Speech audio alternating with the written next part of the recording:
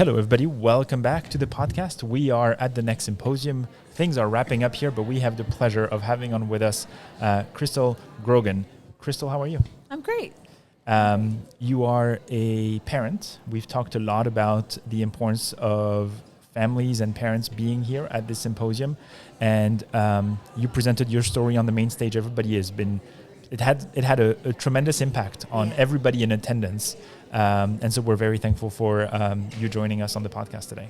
I'm so grateful for the opportunity. I guess my first question is, how important is it for you to have this this tribune, this platform here, where you can share your story and have this connection with clinicians, other parents, and so on?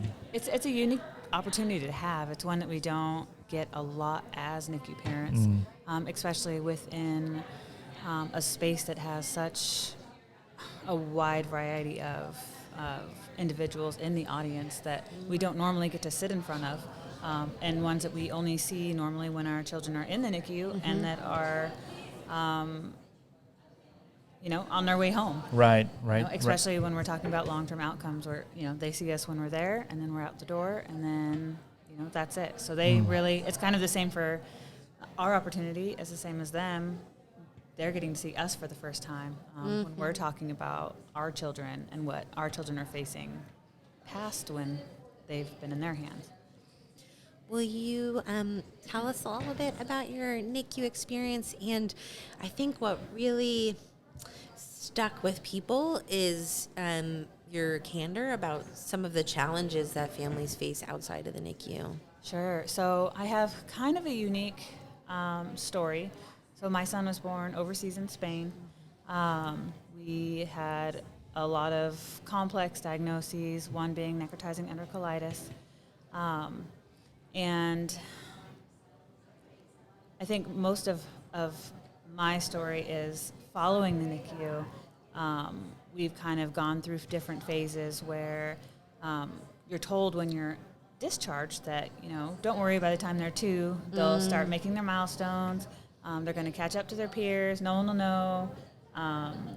There will be no difference. And for us, that wasn't the case.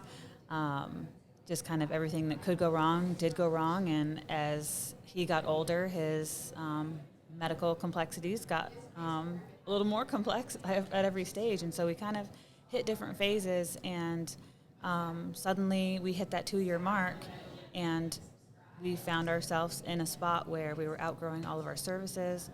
We were, our therapist clinics were only going up to a certain age, and we were too much of everything to fit anywhere within any population in any little, rare disease or chronic disease group, and so we were just isolated and didn't really know what to do.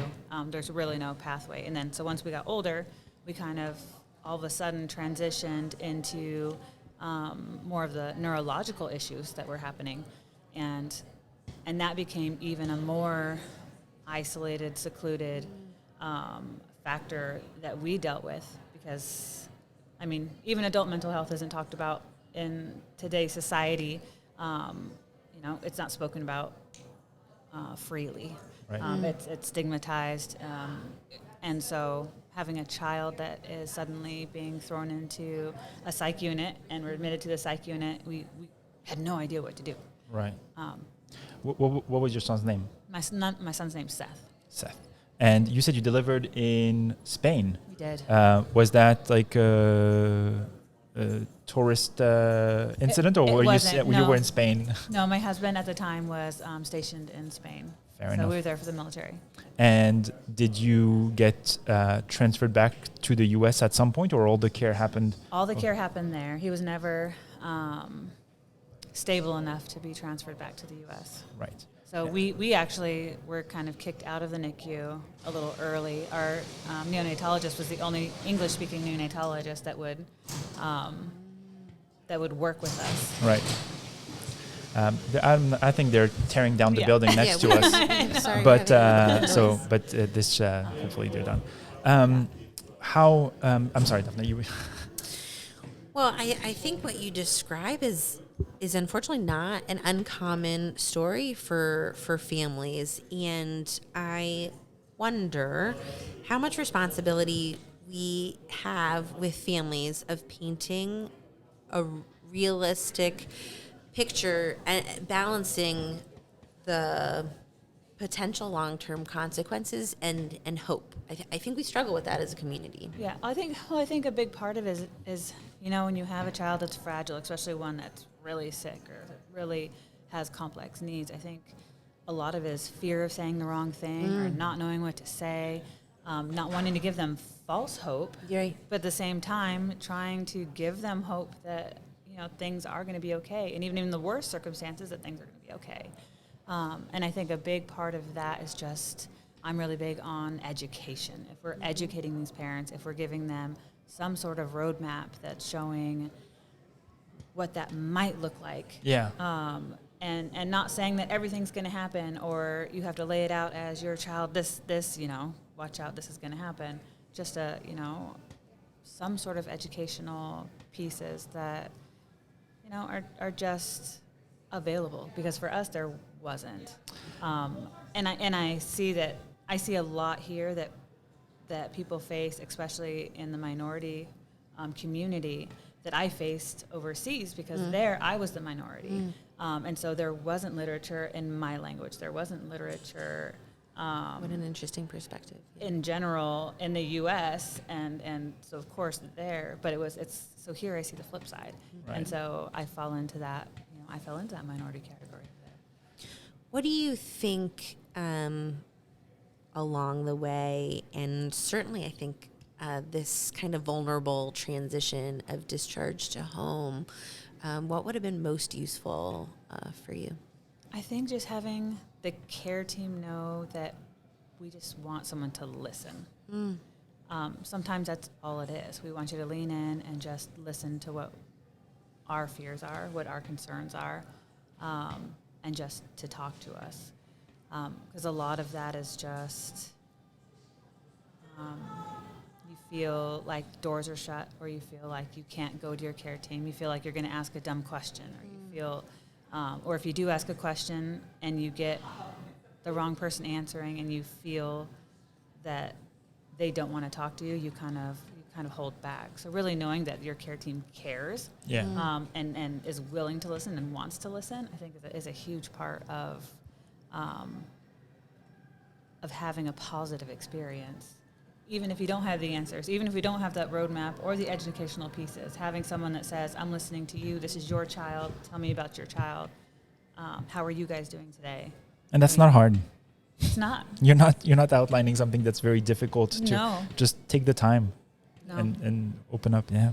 One other thing that you had described that I think the NICU community is really not familiar with, unless you've had personal experiences, is the challenges of getting their resources truly logistically in the outpatient setting.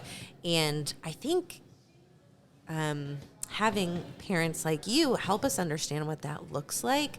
Maybe our anticipatory guidance will be different.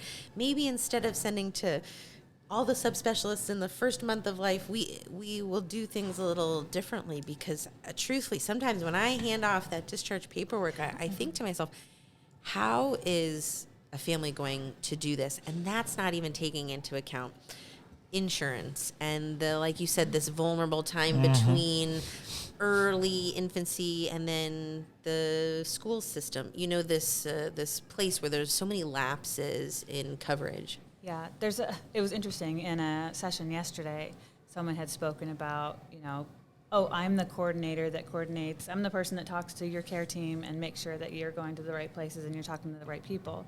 And I sat there and it was just like, for most parents, if they were to be asked, oh, do you have a coordinator? Do you have a healthcare coordinator who's helping you navigate the system? The answer is, well, I'm the coordinator. That's right. I'm the coordinator as the parent. Absolutely. And, I think the best advice that I can give parents that don't have that resource at hand is some advice I gave last night was, if you have a caretaker or a doctor that's not listening, that's your gut is telling you something is wrong. You have a feeling that there's just more, and they're not listening, and they're not saying, you know your child best. Tell me about your child. Then you don't have the right doctor. And that's okay, because that's just not the fit for your doctor. That's just not your fit for your child. And that means that, you know, you have a network. That's why they call it a health network. Yeah. I said, so reach out, see who else within your network you can talk to, because at some point you're going to find the right fit. That's going to open up the fit for the other child, for that doctor you didn't fit with, that they're going to fit, and then you're going to find your people and find your doctor. But that's the most common piece of advice I give, I think, right now is, well, then that's not your doctor, and we need to keep looking. I think it's such a good reminder to even us, you know, within the walls of the NICU, that parents bring their own set of expertise to the care that nobody else on the team can bring. That's so true. That's so true. We're there bedside. You see things that you know, we're there not 24/7, but sometimes we are. You are there the most. And we're the ones that see, consistent. you know. Because the nurse has another patient, sometimes one, sometimes more than another one. The physicians definitely have more. So the person that has the most dedication to a patient's bedside remains the parents and the family. Yeah, and having a nonverbal child, especially throughout the year, so he's 12 now, is I can tell from across the room if his breathing is different. I can tell if his eyes just don't look right. I can tell if his behavior is off or he's walking different. And I think that's what parents forget bedside. Like, they need to know they know their baby the best. It's okay to speak up. And for, the care team to know that, the parents are there, they're watching. If something is happening, they're more than likely going to be the ones to see it first. Yeah. And so it's really just a listening experience, learning how to listen. We spend so much effort and money on detection tools to try to catch things a bit early, and we should not dismiss one of the best tools that we have at the bedside. Well, I mean, I love that concept that, parents are an early detection tool. And I wonder, how do you think we can empower parents? Certainly having access to somebody like you who's been there is probably the best thing we can do. But how can we invite participation? What are the words we have to say to families to encourage their engagement? I think it starts with the bedside team. I think it starts with the simple, if you have a question, there's no wrong questions. There's no bad questions. You can ask me anything you want. I think the most successful NICUs that I've seen have different, handouts when the parents get there that say, here's a little journal, write down any question you have. That way you don't forget it by the time we get back. But please know that you can ask us anything that you want. And I think another important part of that is, if a parent does ask, that the care team is asking if they have any additional questions, or if they understand it completely, or having them repeat back to them what their question was, or what the answer to their question was, so they know that they understand completely. Because I think a lot of the times we'll ask a question, we'll get a long answer that we're either not prepared to hear, or we're sometimes that the parent's not educated enough to understand, and then the parent smiles and nods, and the doctor walks away, and they still have the same question. And so just clarifying that the parent actually understood the question, like reading that body language with the parent, and then, following up, I think is a huge piece. It's a great point. Excellent. Cristal, thank you so much for dropping by. Thanks for having me. Appreciate you sharing your story. And sharing Seth with us. Thank you. you.